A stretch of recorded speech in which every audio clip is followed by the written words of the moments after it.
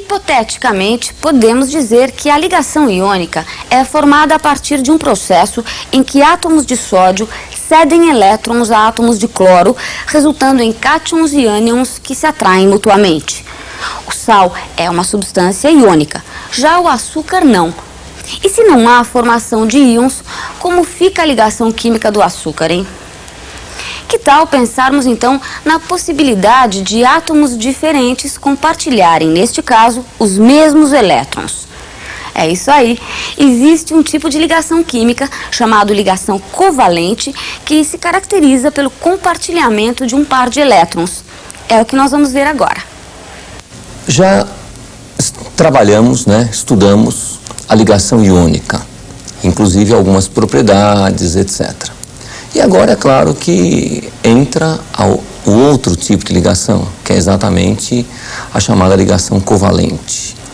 Porque quando nós combinamos elementos metálicos e elementos não metálicos, há uma transferência de elétrons de um átomo para o outro, formam-se íons.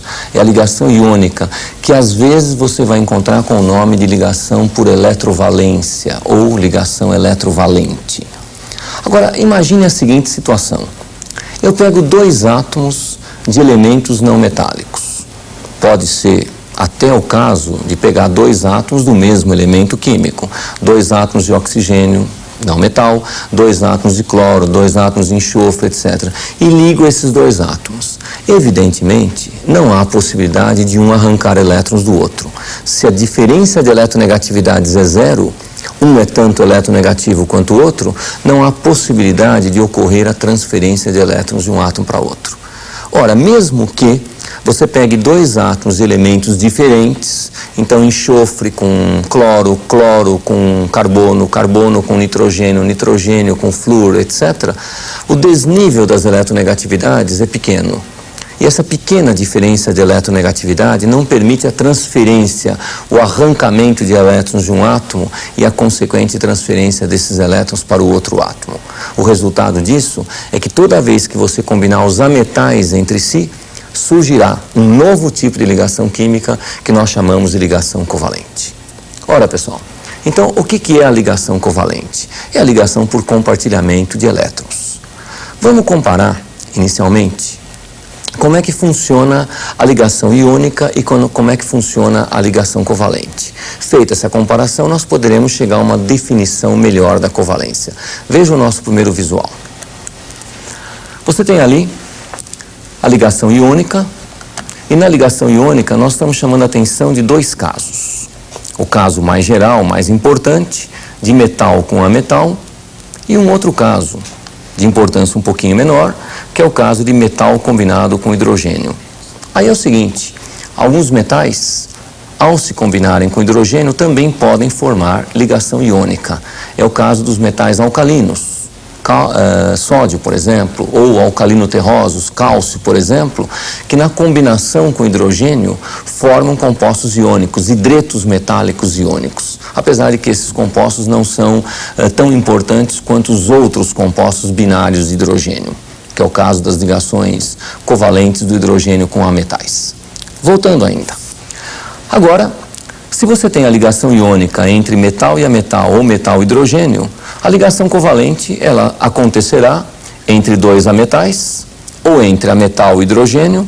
O hidrogênio é um elemento especial na química, não pode esquecer disso, e sua eletronegatividade é relativamente grande.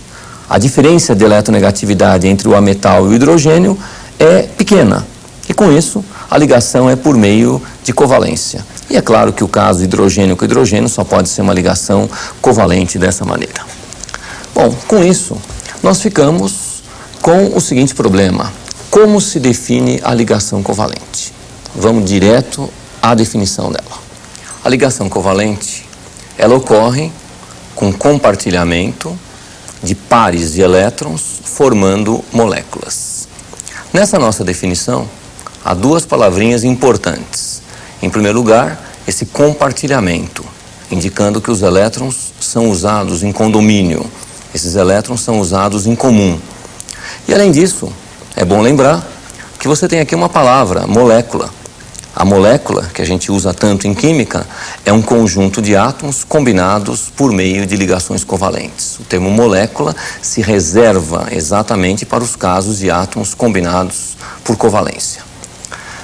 Pessoal, com isso, nós já sabemos que quando os átomos transferem elétrons, a ligação é iônica, formam-se íons, cátion e ânion. E quando os átomos compartilham elétrons, nós temos o caso da ligação covalente. Essa ligação covalente ela é feita por meio de pares de elétrons. Brevemente, nós iremos analisar a ligação covalente sob o aspecto dos orbitais. Como é que os orbitais são capazes de explicar com o seu modelo a formação da ligação covalente. Mas, por enquanto, fiquemos em alguns exemplos de aplicação da ligação covalente. E agora eu vou pedir um exemplo nosso a respeito da formação de um composto por covalência. Vamos a ele. Aí, nesse exemplo de ligação covalente, nós estamos pegando dois elementos bem conhecidos.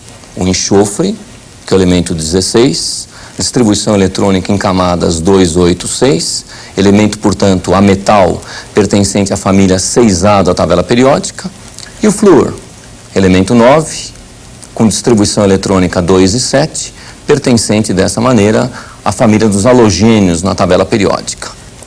Veja que quando nós combinamos enxofre e flúor, nós estamos pegando elementos próximos na tabela periódica, são elementos à direita da tabela, estamos pegando dois ametais típicos, um da família 6A, família do oxigênio, que é o caso do enxofre, e um outro elemento da família dos halogênios. O enxofre é um calcogênio, não se esqueça disso, enquanto que o elemento flúor é um elemento pertencente à família dos halogênios. Vejamos como é que fica a ligação química entre esses dois elementos. Voltando então.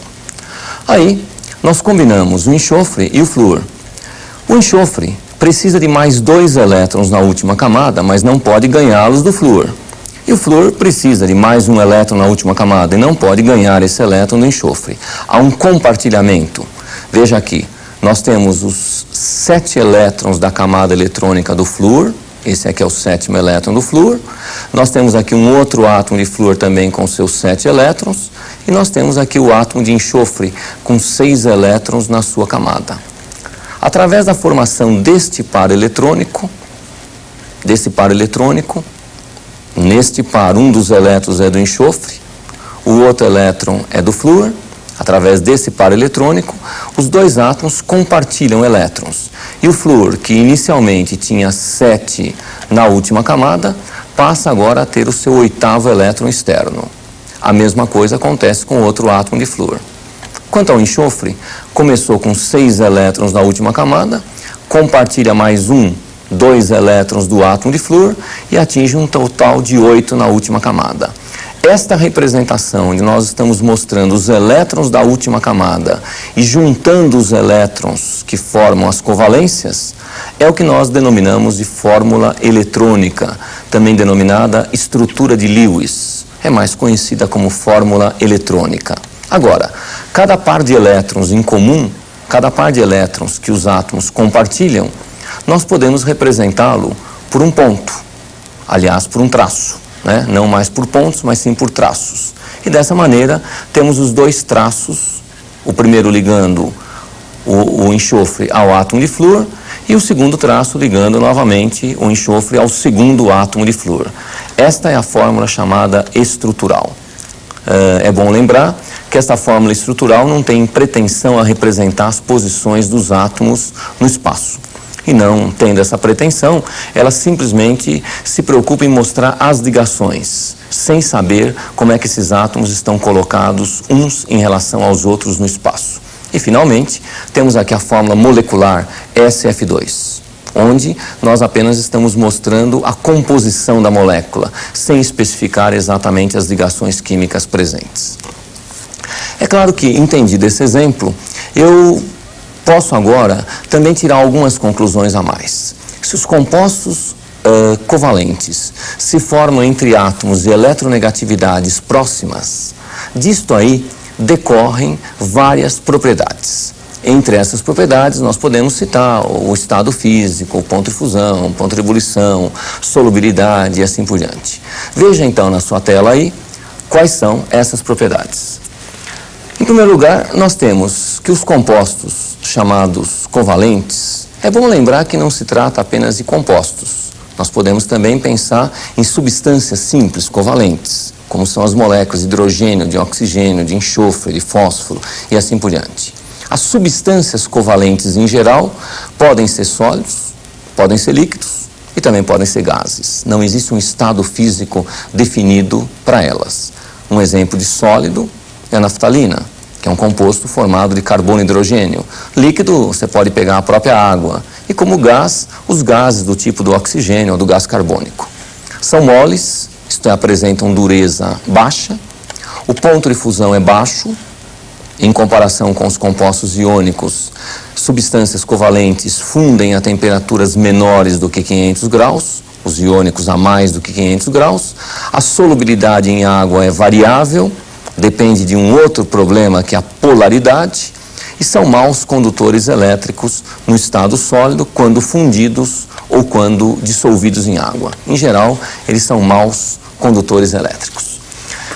É bom lembrar também que no caso de certas substâncias moleculares, isto é, formadas por ligação covalente, pode haver caso de ionização, ácidos, e aí a solução aquosa pode conduzir a corrente elétrica, mas são casos especiais. A maioria das substâncias covalentes são más condutoras quando sólidas, quando fundidas ou quando dissolvidas em água. Pessoal, para fecharmos o nosso assunto, vamos trabalhar com um exercício. Vamos a ele, então. Aí, nesse exercício, nós temos que montar as fórmulas eletrônica e estrutural, são duas fórmulas, a eletrônica e estrutural da hidrazina, que é um composto de fórmula N2H4. Você está vendo que eu peguei um exemplo, onde eu estou combinando um ametal, que é o nitrogênio da família 5A, com o hidrogênio, que é um elemento especial da família 1A, que não é classificado como nada na tabela periódica. Ora, como é que vamos ficar em termos da fórmula eletrônica e da fórmula estrutural? Está aqui, ó, o nitrogênio, tendo 5 elétrons na última camada, pode realizar 3 covalências. E realiza uma delas com o próprio átomo de nitrogênio, e dessa forma sobrarão 2 covalências reservadas para os átomos de hidrogênio. A mesma coisa acontece no outro nitrogênio. Uma primeira ligação aqui com hidrogênio e depois uma outra ligação com o segundo átomo de hidrogênio daquele átomo. Note bem que sobra par eletrônico no nitrogênio e sobra par eletrônico no nitrogênio. Transcrevendo essa fórmula eletrônica para a estrutural, nós temos essas ligações que são mais do que evidentes, né? Ligações simples entre NH e uma ligação simples entre os 2 átomos de nitrogênio. E com isso, está resolvido o nosso exercício. A minha sugestão ainda é a seguinte, que você pegue várias fórmulas de compostos moleculares, então tem bastante composto por aí, né? Você vai pegando várias fórmulas e tente montar as fórmulas estruturais eletrônicas. Isso é bastante útil e, inclusive, abrindo caminho para a química orgânica.